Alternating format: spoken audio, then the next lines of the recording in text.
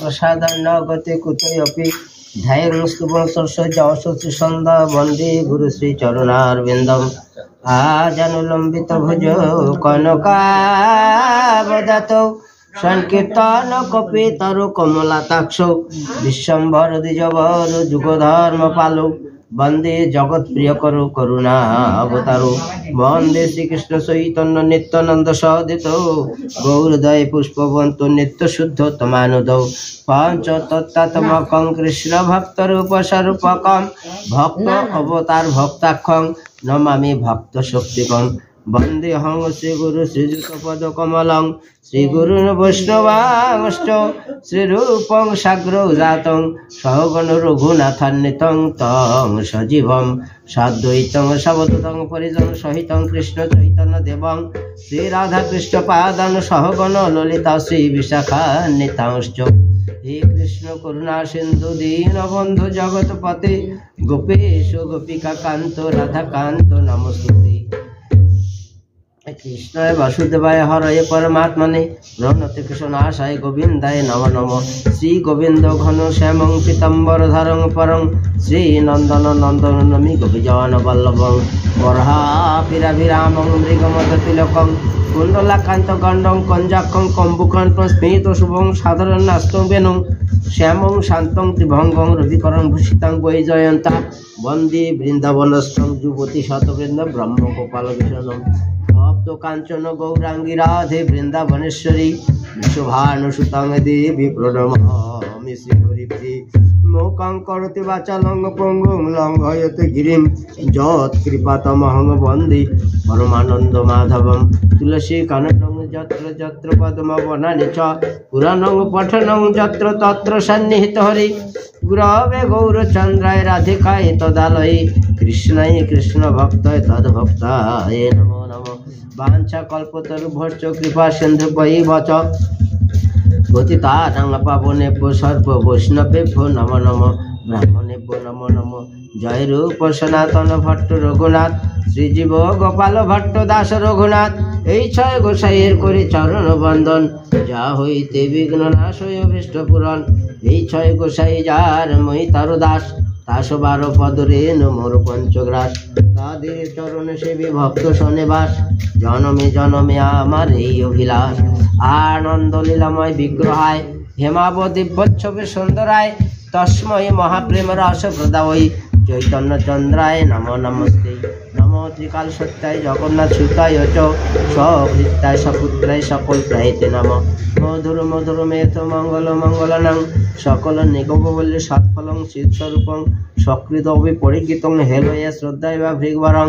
নরমাত্রং তারয়েৎ কৃষ্ণ নাম জয়তাং সুরত পঙ্গর মম মন্দ মতির গতি মৎসর্বপদাম ভুজ রাধা মদন মোহন दिव्यात् कल्पद्रुमाधरत्नागार सिंहासनस्थ श्री श्री राधा शिल गोविंद श्रेष्ठदेवी सेव्यमानुसरणी रासरसारंभी वंशी वट तटस्थित कर्षण श्री गोपी गोपीनाथ श्रीअस्तु नमो नमस्ते श्री कृष्ण चैतन्य प्रभु नित्यानंद श्री अद्वैत गदाधर शिवासादि गौर भक्तवृंद हरे कृष्ण कृष्ण कृष्ण हरे हरे हरे राम राम राम हरे हरे सकल श्रोताबृंदेर करि नमस्कार सबले पदधूलि देह मस्तके आमार गौर कथा कृष्ण कथा श्रवणम मंगलम श्रवण करले जीवेर पारमार्थिक कल्याण হয় একজন কমলাক্ষ তাহার নাম পূর্বে বলিয়াছি ইনি তখন গৌড়ীয় বৈষ্ণব গণের মধ্যে প্রধান ইনি পরম পণ্ডিত তারপর তাপস ব্রাহ্মণ দিবানিশি ভজন লইয়া থাকেন তাহার বিহসায় সম্পত্তির ও সম্মানের অবধি ছিল না শ্রীহট্টের রাজা কৃষ্ণদাস নাম লইয়া শান্তিপুরে থাকিয়া তাহার চরণ সেবা করিতেছেন এই কমলাক্ষ হইতেই আচার্য নামে বিখ্যাত ইনি যদিও বৈষ্ণব তবু তাহার বৈষ্ণবতার ও নিমাই ও যে বৈষ্ণবতার শিক্ষা দিতে আরম্ভ করিলেন তাহাতে অনেক প্রভেদ অদ্বৈত আচার্য কমলাক্ষ মিশ্র যে বৈষ্ণবতা প্রকাশ করে আর আমার নিমাই প্রভু যে বৈষ্ণব আরম্ভ করলেন শিক্ষা আরম্ভ করলেন অনেক তফাৎ আছে তার মধ্যে আগে বলে চোখ দুটা আনলেমনি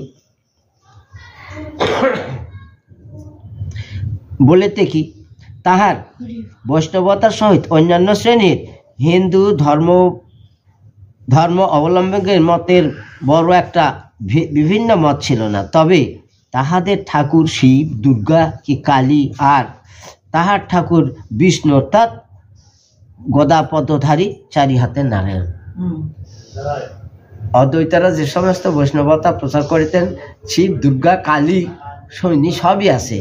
আর আমার মহাপ্রভু যে এটা প্রচার করেন শুধু নারায়ণ, কারণ নারায়ণ হলো মূল, নারায়ণের থেকে কৃষ্ণ। কারণ যেদিন দৈবকীর ঘরে জন্মগ্রহণ করলেন তখন কিভাবে জন্মগ্রহণ করেছিলেন? শঙ্খ চক্র গদা পদ্মধারী নারায়ণ রূপে জন্মগ্রহণ করলেন। তখন বলছে যে আমি তো তোমাকে এ রূপে চাইনি। তখন প্রভু কি করলেন? দুটা হাত সম্বরণ করলেন, হলেন দ্বিভুজ মুরলীধর।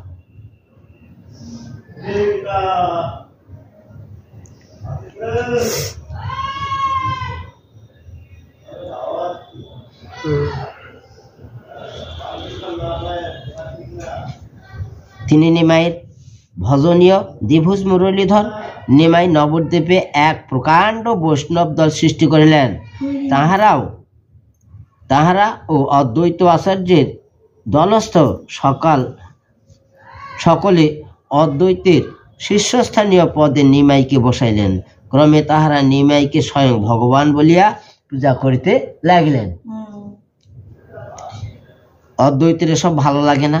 তিনি বলেন, ভজনে নাচন আর গায়ন কেন? নাচা গাওয়া নেই। আবার বলেন, কলিকালে অবতার কি? শাস্ত্র ইহার কোনো আভাস নাই। একে সামান্য রহস্যের কথা যে জগন্নাথের বেটা কিনা আজ আবার ঠাকুর হইয়া বসিল। যখন অদ্বৈত আচার্যের এরূপ ভাব, তখন কাজেই নিমাইয়ের এক প্রধান কাজ হইল এই অদ্বৈত আচার্যকে বশীভূত করা। ওদিকে অদ্বৈতের সংকল্প যে তিনি তাহার শীর্ষস্থানীয় পদ ত্যাগ করিয়া কখন জগন্নাথের বেটার অধীন হইবেন, কখনো ওই যে পদে আছে, কখনো ওই জগন্নাথ মিশ্রের পদে বেটার পদ ইয়া হবে না, অধীন হব না। আমি আমার মতোই থাকব। কারণ অদ্বৈতের চেয়ে বয়সে ছোট আমার নিমাই পণ্ডিত। ছোকরা বালকের অধীনে আমাকে থাকতে হবে। হ্যাঁ, কিন্তু প্রভু পরিশেষেই আচার্যকে বশীভূত করিলেন। নিমাইয়ের আর দুটি শত্রু যোগাই মাথায়। ইহারা শক্ত ছিলেন, কিন্তু ধর্মের কোনো ধার ধারিতেন না। মদ্যপান করিতেন আর না দেবাসীর উপর অত্যাচার করত, দেশবাসীর উপর অত্যাচার করত। কারণ ইহারা নগরে কোটাল ছিলেন, অস্ত্রধারী সৈন্য কি দস্যু সহায় ছিল। কাজেই নিরীহ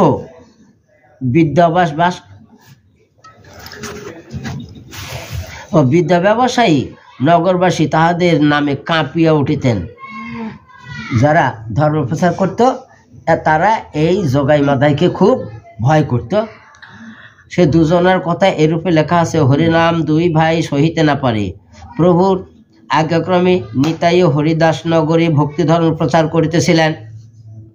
একদিন তাহারা যোগাই মাধাইয়ের এক নিকট গমন করিয়া যোগাই মাধাই মার করিয়া তাহাদেরকে তাড়াইতে আসে। ইহাতে নগরের লোকের বড় আমোদ হয়। তাহারা বলিতে লাগিল, নিমাই পণ্ডিত বড় বাড়াবাড়ি আরম্ভ করিয়াছিলেন, বেশ হইয়াছে। এদিকে নিতাই প্রভুর নিকট যাইয়া বলিলেন যে তিনি আর প্রচার করিতে যাইবেন না। তিনি বলিলেন, প্রভু, সাধুকে সকলেই তাড়াইতে পারে, কিন্তু তুমি যোগাই মাধাইকে আগে উদ্ধার করো, তাহলে তোমার প্রচারিত ধর্ম লোকে শীঘ্র গ্রহণ করবে। আগে এই দুটাকে তুমি বশ করো, তাহলে নবদ্বীপের সকল লোক তোমার বশীভূত হইবে। প্রভু দেখিলেন তাহার এই দুইটি মাতাল বশীভূত করিতে হইবে, নতুবা তাহার কার্য হইবে না। তৃতীয় শত্রু চাঁদ কাজী, যে চাঁদ কাজী মুল্লুকপতিকে দিয়ে হরিদাসকে 22 বাজারে বেত্রাঘাত করেছিল।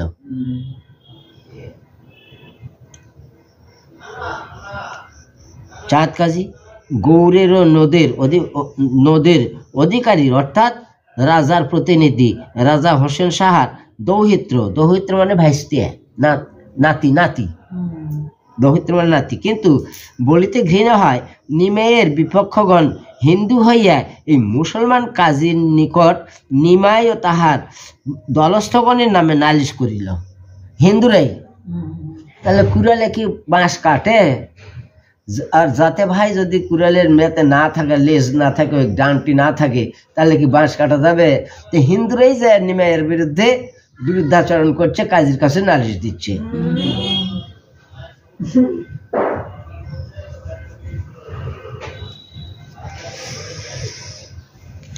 বলে যে ইহারা দেশে সর্বনাশ করিতেছে, যেহেতু ইহারা ভগবানকে মানে না, ডাকিয়া চেঁচাইয়া ডাকি ইত্যাদি। কাজী বহুতর সৈন্য ছিল, তিনি হিন্দুতে এর বিবাদ দেখিয়া বড় আহ্লাদিত হইয়া কীর্তন বন্ধ করিতে লাগিলেন।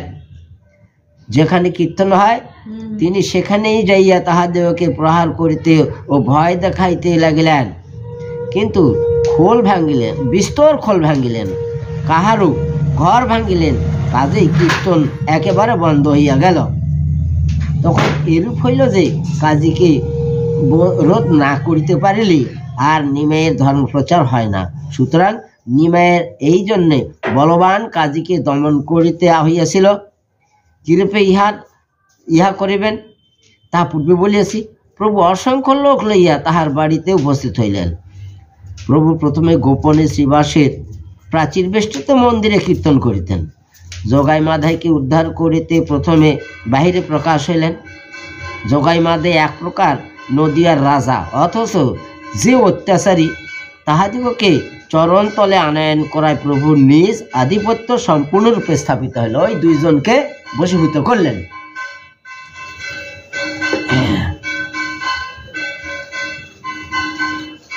যাহা বাকি ছিল তাহা নগর কীর্তন করিয়া ও কাজীকে উদ্ধার করিয়া সমাপ্ত করিলেন।